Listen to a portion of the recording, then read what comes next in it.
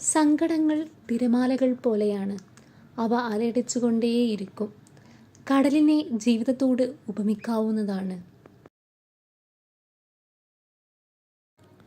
കടലിലെ ആഴം എത്രത്തോളമുണ്ടെന്ന് എണ്ണി തിട്ടപ്പെടുത്തുവാൻ കഴിയില്ല. അതുപോലെയാണ് മനുഷ്യജീവിതവും. അതിലെ സങ്കടവും വ്യഥയും നമുക്ക് എണ്ണി തിട്ടപ്പെടുത്തുവാൻ കഴിയില്ല. സ്വയം വില കളയുന്നതിനേക്കാൾ ഏറ്റവും നല്ല ഉപാധി മൗനമാണ്. ആർക്കും പരാതിയോ പരിഭവമോ ഉണ്ടാകില്ല. മൗനമാണ് കുത്തിനോവിക്കുന്ന എല്ലാ ചോദ്യങ്ങൾക്കുമുള്ള മറുപടി. ആരെയും സംസാരിക്കാൻ വേണ്ടി നിർബന്ധിക്കരുത്. ഇഷ്ടമുള്ളവർ നമ്മുടെ കൂടെ കാണും, അല്ലാത്തവർ പോകേണ്ടവരാണ്. പിടിച്ചു വാങ്ങുന്ന ഒന്നിനും വില കാണില്ല.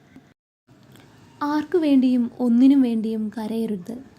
അത് സൗഹൃദമായാലും ബന്ധങ്ങളായാലും അവിടെ നഷ്ടപ്പെടുന്നത് നമ്മുടെ സമയവും എനർജിയുമാണ്.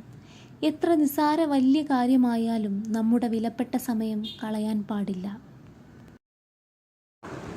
വില അറിയാതെ വലിച്ചെറിയുന്ന പലതും വില അറിയുമ്പോൾ വില കൊടുത്താലും വാങ്ങാൻ കഴിയില്ല എന്ന യാഥാർത്ഥ്യത്തെ ഉൾക്കൊള്ളുക. നമ്മുടെ വില അവർ തിരിച്ചറിയുന്ന തന്നെ ചെയ്യും.